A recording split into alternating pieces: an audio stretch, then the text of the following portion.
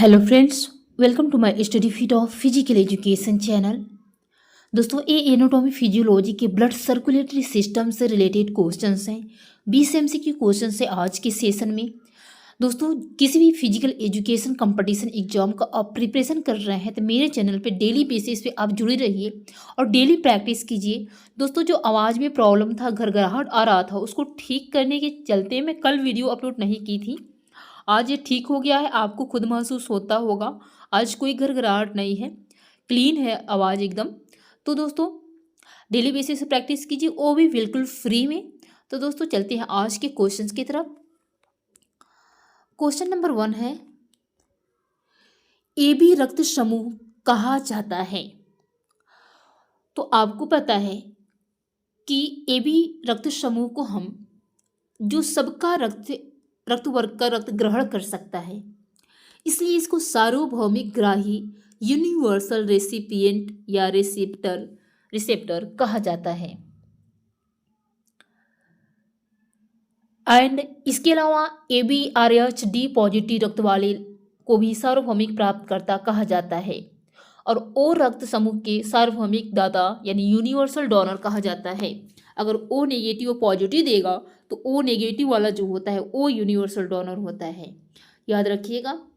तो यहाँ पे देख सकते हैं जो हमारा रक्त वर्ग ए है, जो हमारे रक्त वर्ग का निर्धारण होता है, तो सबसे पहले इसको खोजा था कार्ल लैंड स्टीनर ने 1900 में।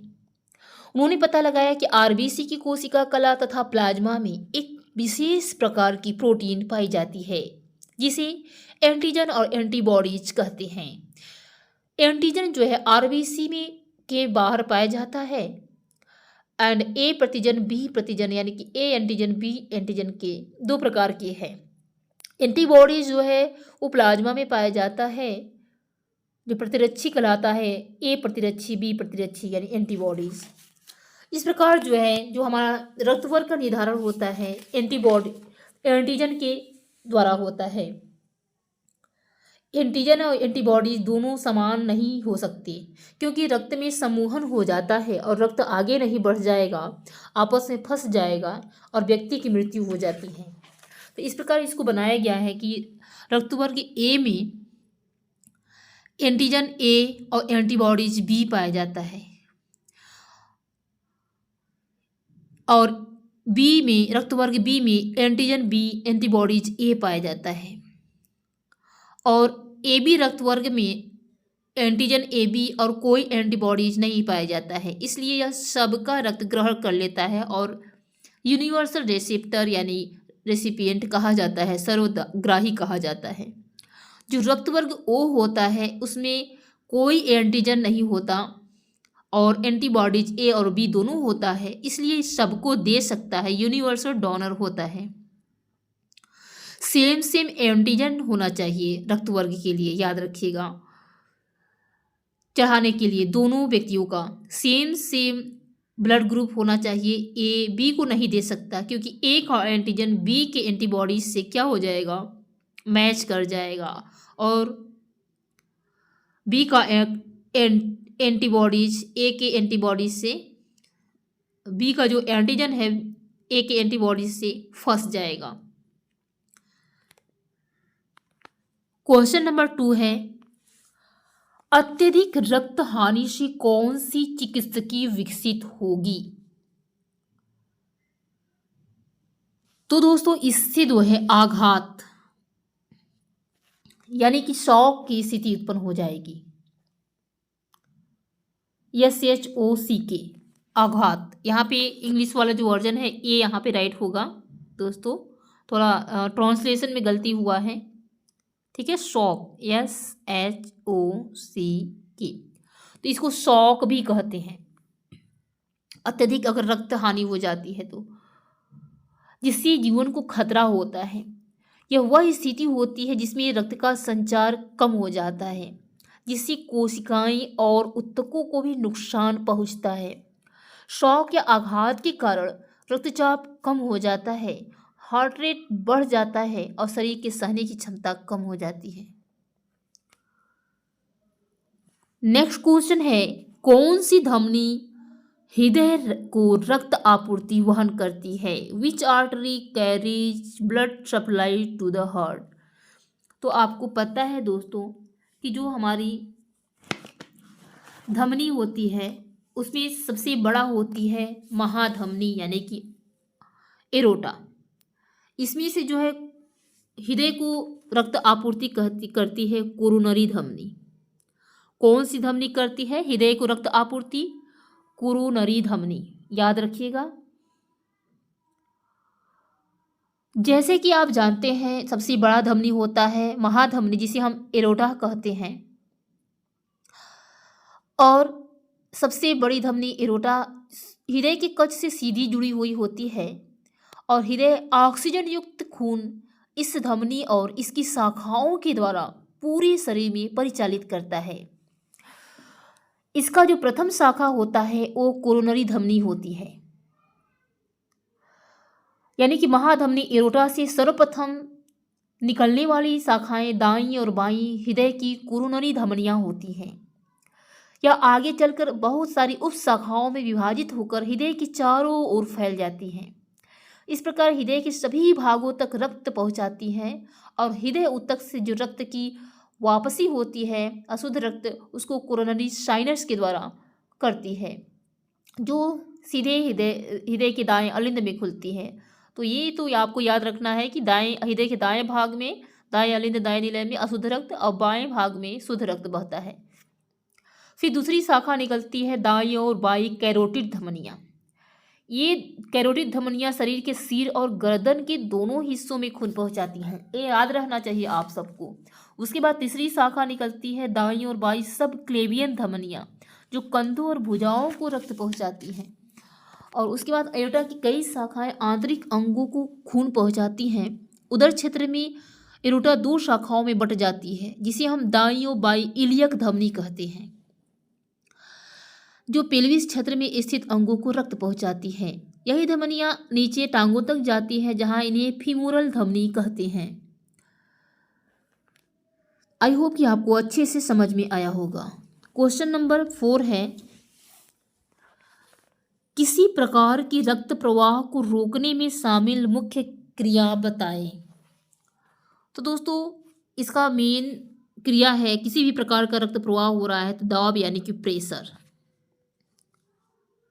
क्वेश्चन नंबर 5 है, खिलाड़ी का हृदय क्या है? खिलाड़ी का हृदय क्या है? तो दोस्तों खिलाड़ी का जो हृदय है वो डेली एक्सरसाइज करने से आपका हृदय जो है वह आकार में बड़ा हो जाता है। उसे एथलीट हार्ट या हाइपोट्रोफिक स्थिति कहते हैं।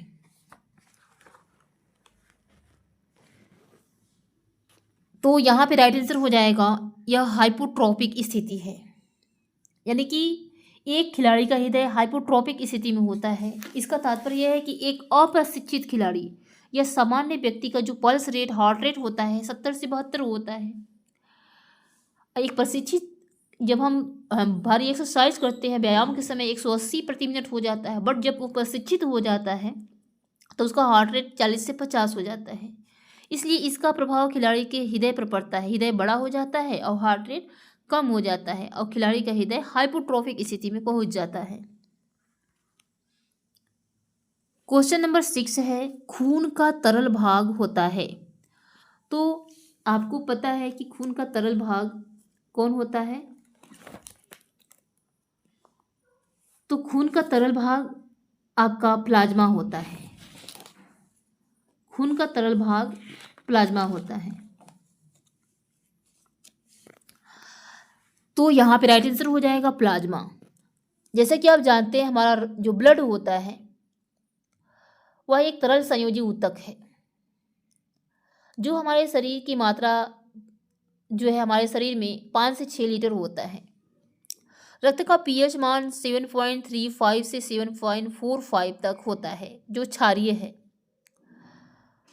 जैसा कि आप जानते हैं रक्त जो है ब्लड 2 प्रकार का होता है, 2 भागों में बांटा गया है। एक द्रवीय भाग जिसे हम प्लाज्मा कहते हैं, एक ठोस भाग जिसे हम ब्लड सेल्स या रक्त कणिकाएं कहते हैं। जो प्लाज्मा होता है वो पूरे रक्त का 55% भाग होता है, और जो ब्लड सेल्स होता है जिसके अंतर्गत आरबीसी, डब्ल्यूबीसी एंड प्लेटलेट्स आता है, वो रक्त का 45% भाग होता है। प्लाज्मा जो होता है हल्के पीले रंग का क्षारीय द्रव होता है। प्रोटीन की उपस्थिति के कारण ये अर्ध तरल चिपचिपा सा बना होता है। क्वेश्चन यहाँ पे ये भी हो सकता है कि प्रोटीन जो है अर्ध तरल चिपचिपा सा क्यों बना होता है, तो वह प्रोटीन की उपस्थिति के कारण होता है। प्लाज्मा में 90% जल, 8% प्रोटीन, 0.9% सॉल्ट एंड 0.1% कार्बनिक पदार्थ पाए जाते हैं। जिसमें से 8% जो प्रोटीन होता है उसके अंतर्गत एल्ब्यूमिन, ग्लोब्यूलिन, प्रोथ्रोम्बिन और फाइब्रोनोजन पाया जाता है। प्लाज्मा में और भी पदार्थ पाए जाते हैं जैसे oxygen, carbon dioxide, enzyme, antigen आदि। जैसे कि मुख्य कार्य प्लाज्मा का क्या होता है कि यह पोषक तत्वों, नमक, ग्लूकोज एंड अमीनो एसिड्स को ऊतकों तक पहुंचाता है, और वहां से ऊतकों से बेकार पदार्थ को जैसे urea, uric acid, ammonia, lactic acid, CO2 को बाहर निकालता है। क्वेश्चन नंबर 7 है, खून वी ऑक्सीजनित होता है, ब्लड इज डीऑक्सीजनेटेड इन। तो यहाँ पे राइट आंसर हो जाएगा कैपिलरी में, यानी केशिकाओं में। क्योंकि जब महाधमनी जाता है, महाधमनी की कई शाखाएं होती हैं, उसके बाद जाकर के छोटे छोटे शाखाओं में बढ़ जाता है, जहाँ पे ऊतकों तक पहुँचने के बाद, पोषण देने के बाद वो वी ऑक्सीजनित हो जाते हैं। क्वेश्चन नंबर 8 है, रक्त का थक्का बनाने में अनिवार्य प्रोटीन कौन सी होती है? विच protein is essential in blood clotting. तो दोस्तों प्रोथ्रोम्बिन एंड फाइब्रोनोजन दोनों ही आपके रक्त का थक्का जमाने में मदद करते हैं। इसका निर्माण होता है यकृत यानी लीवर में, बट सबसे अनिवार्य प्रोटीन है यहाँ पे फाइब्रोनोजन, क्योंकि लास्ट में यही जाल जैसा बनाती है जहाँ पे जो आरबीसी, डब्ल्यूबीसी, प्लेटलेट्स हैं जाके फंस जाते हैं और रक्त का जो है थक्का बन जाता है। क्वेश्चन नंबर 9 है, किस रक्त कोशिका में केंद्रिका नहीं होती? Which blood cell does not have nucleus. तो आपको पता है ये आरबीसी यानी कि रेड ब्लड सेल्स में नहीं होता। ठीक है, जैसे कि कोशिका दो प्रकार की होती है, यूकैरियोटिक कोशिका एंड प्रोकैरियोटिक कोशिका। यूकैरियोटिक कोशिका जो होता है उस कोशिका के अंदर केंद्रक पाया जाता है, जबकि प्रोकैरियोटिक में नहीं पाया जाता। जैसे कि हम मानव जो हैं वह यूकैरियोटिक हैं जिसके अंदर केंद्रक पाया जाता है, लेकिन जो आरबीसी है वो अपवाद है, उसमें केंद्रक नहीं पाया जाता। आरबीसी में लाइसोसोम भी नहीं पाया जाता, क्योंकि लाइसोसोम जो है ये कोशिका का digestive bag, atom bomb and आपका डिस्पोजल यानी कि रक्त को सफाई करने का काम करता है, खराब कोशिका को मार देता है। तो इसलिए जो आरबीसी होता है जाकर के स्प्लीन यानी कि प्लीहा में जाकर मरता है, जिसके रक्त का कब्रिस्तान भी बोला जाता है। क्वेश्चन नंबर 10 है, हृदय की क्रियाओं का केंद्र स्थित है। The centre of heart functions is located. तो दोस्तों हृदय की क्रियाओं का केंद्र जो है वह स्थित है मेडुला ऑब्लांगेटा में, मेडुला ऑब्लांगेटा में।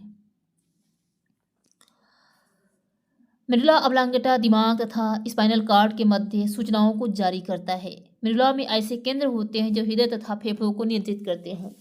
हृदय, फेफड़ों एंड ये सभी जैविक केंद्रक यानी कि respiratory system, blood circulation, heart rate, digestion, किसी शब्द का ठीक प्रकार से उच्चारण, स्मूथ स्पीच आदि को यह मेडुला ऑब्लांगेटा नियंत्रित करता है। और इसमें चोट लगने से बहुत खतरनाक होता है, क्योंकि जितनी भी चीज़ें हैं ये जो ही फंक्शंस जो है रुक जाती हैं, क्योंकि इन सभी का जो फंक्शंस का नियंत्रण करता है हमारा मेडुला ऑब्लांगेटा करता है। क्वेश्चन नंबर 11 है, मानव रक्त में सबसे ज़्यादा प्रतिशत किसका होता है? Which cell has the highest percentage in human blood. तो सबसे ज़्यादा प्रतिशत होता है, यहाँ पे आपका दिया हुआ है ईओसिनोफिल, बेसोफिल्स, न्यूट्रोफिल्स, मोनोसाइट्स, ये सभी वाइट ब्लड सेल्स में पाए जाते हैं। तो वाइट ब्लड सेल्स जो है दो प्रकार का होता है, ग्रेनुलोसाइट एंड अग्रेनुलोसाइट। ग्रेनुलोसाइट यानी कणिका युक्त जो 70% भाग होता है WBC का, और अग्रेनुलोसाइट जिसको कणिका विहीन होता है 25% भाग होता है। तो जो आपका ग्रेनुलोसाइट होता है उसके अंतर्गत 3 प्रकार की कोशिकाएं पाई जाती हैं, न्यूट्रोफिल्स, बेसोफिल्स, इओसिनोफिल। जो न्यूट्रोफिल्स होता है 60 से 70% भाग पाया जाता है, ये बैक्टीरिया से रक्षा करता है हमारी बॉडी को। जो बेसोफिल्स होता है 1% के लगभग पाया जाता है। इन बेसोफिल्स की संख्या बढ़ने से गंभीर रोग हो जाता है, कार्बन आदि सूक्ष्म कणों का अंतर्ग्रहण करता है। जो इओसिनोफिल्स होता है 1 से 3% या 4% के लगभग होता है। एलर्जी रोगों का ये पता लगाने में प्रयोग किया जाता है। एलर्जी की अवस्था में इओसिनोफिल की संख्या बढ़ जाती है, याद रखिएगा, जैसे अस्थमा, इओसिनोफिलिया आदि। एंटीजन में एंटीबॉडीज प्रक्रिया के फलस्वरूप बने कणों का परिग्रहण भी करती है इओसिनोफिल। दूसरा होता है आपका, यानी कि यहाँ पे राइट आंसर हो जाएगा न्यूट्रोफिल्स। ठीक है, मानव रक्त में सबसे ज़्यादा प्रतिशत किसका होता है? न्यूट्रोफिल्स का। एंड अग्रेनुलोसाइट कणिका विहीन WBC में 25% होता है, जिसमें मोनोसाइट एंड लिम्फोसाइट होता है। मोनोसाइट 5% होता है, लिम्फोसाइट 25% होता है। मोनोसाइट जो होता है सबसे बड़ी WBC कोशिका होती है और लिम्फोसाइट सबसे छोटी WBC कोशिका होती है। मोनोसाइट्स आकार में सबसे बड़ी होती है, जिसके कारण दूर दूर तक बिना किसी अवरोध के भ्रमण करते हैं और जीवाणुओं का भक्षण करती हैं। ठीक है, और लिम्फोसाइट जो होता है इसकी उत्पत्ति lymph gland, spleen, liver, lymphatic tissue तथा बोन मैरो में होता है। और लसिका गांठें जो होती हैं, लिम्फेटिक नोड्स, वहाँ भी लिम्फोसाइट्स का निर्माण होता है। यानी कि जैसे ही कोई बैक्टीरिया हमारे शरीर में घुसता है तो तुरंत उसी प्लाज्मा में जो उपस्थित एंटीबॉडीज होता है वो देख लेता है, यानी कि बैक्टीरिया को पहचानने का काम एंटीबॉडीज करता है और बताता है टी लिम्फोसाइट को। ठीक है, टी लिम्फोसाइट क्या करता है, उसको मार देता है और फिर एंटीबॉडीज मोनोसाइट्स को बताता है और मोनोसाइट्स बैक्टीरिया को खा लेता है, यानी भक्षण कर लेता है। इस प्रकार आप समझ सकते हैं कि बैक्टीरिया की पहचान या रक्षा करने का काम करता है एंटीबॉडी, बैक्टीरिया को मारने का काम करता है टी लिम्फोसाइट, बैक्टीरिया को खाने का काम करता है मोनोसाइट्स।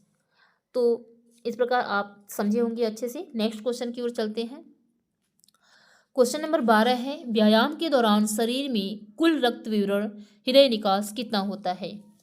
तो what is the total blood output, cardiac output in the body during exercise? तो ड्यूरिंग एक्सरसाइज के समय पूछा है दोस्तों। नॉर्मल कंडीशन में तो हमारा जो कार्डियक आउटपुट होता है 5 लीटर के लगभग होता है।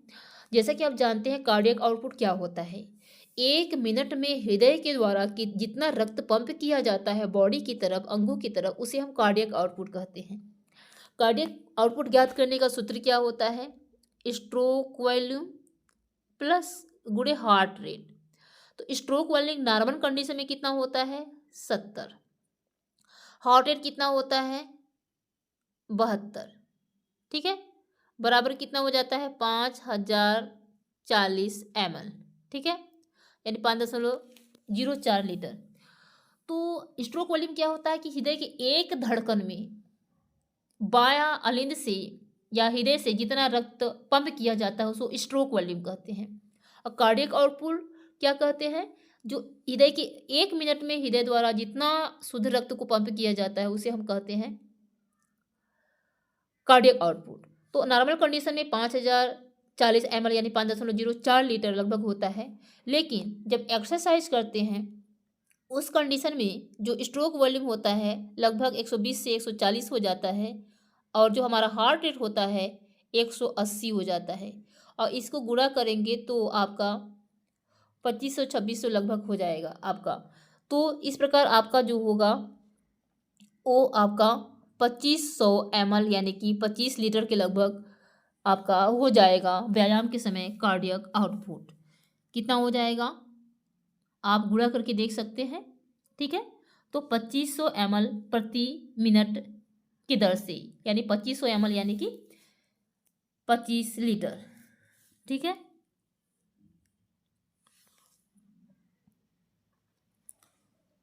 क्वेश्चन नंबर 13 है, रक्त क्या है?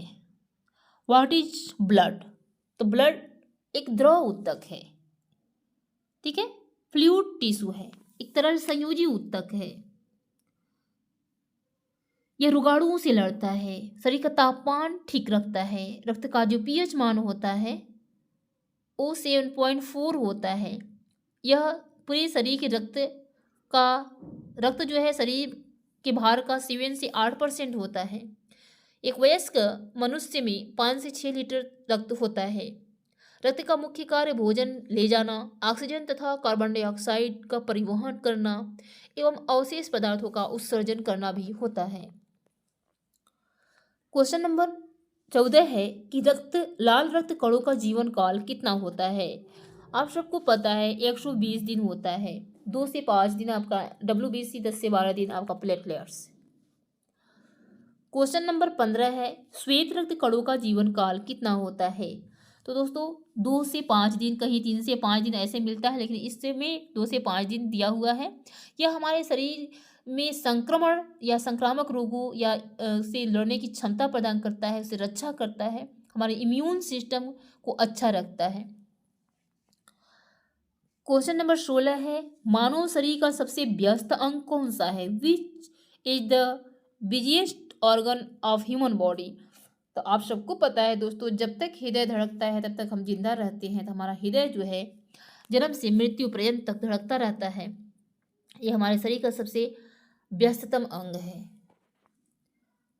क्वेश्चन नंबर 17 है श्वेत रुधिर कणिकाओं में सबसे बड़ी कणिका कौन है? The largest cell in white blood cells. अभी मैं जस्ट बताई हूँ, सबसे बड़ी कणिका श्वेत रुधिर का होता है मोनोसाइट और सबसे छोटी होता है लिम्फोसाइट, ठीक है। तो मोनोसाइट्स जो है सबसे बड़ी कणिका होती है और लिम्फोसाइट सबसे छोटी कणिका होती है। मोनोसाइट्स जो है वह बैक्टीरिया को खाने का काम करती है और लिम्फोसाइट जो टी लिम्फोसाइट बैक्टीरिया को मारने का काम करती है, बैक्टीरिया से रक्षा और पहचान करने का काम करती है एंटीबॉडीज। क्वेश्चन नंबर 18 है रक्त का थक्का जमने से कौन सा विटामिन संबंधित है? Which vitamin is related to blood clotting? तो दोस्तों आप सबको पता है वो है विटामिन के। विटामिन के का जो रासायनिक नाम है वो है आपका फिलोक्विनोन। यह इसको एंटी हेम्योरेजिक या रक्त स्राव रोधी कहा जाता है। विटामिन के रक्त का थक्का जमाने के लिए जो यकृत में प्रोथ्रोम्बिन के उत्पादन में मदद करता है। विटामिन के को K1 K2 दो भागों में बांटा गया है। विटामिन K1 को फाइलोक्विनोन या फाइटोमेनाडियोन कहा जाता है, जो हरी पत्तेदार सब्जियों में सीधा संबंध इसका प्रकाश संश्लेषण से होता है, फोटोसिंथेसिस से, जो ऊपर का छिलका होता है जो सीधे सूर्य के प्रकाश में होता है, और K1 शरीर में जाकर K2 में परिवर्तित हो जाता है। K2 जो है यकृत में संग्रहित रहता है। K2 को हम मेनाक्विनोन कहते हैं।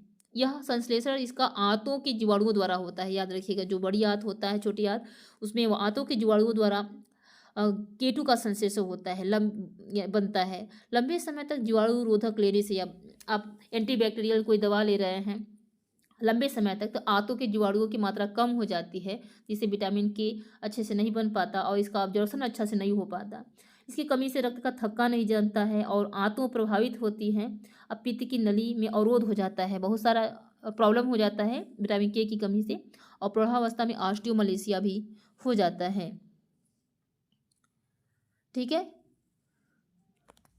क्वेश्चन नंबर 19 है हीमोग्लोबिन है। तो दोस्तों हीमोग्लोबिन क्या है?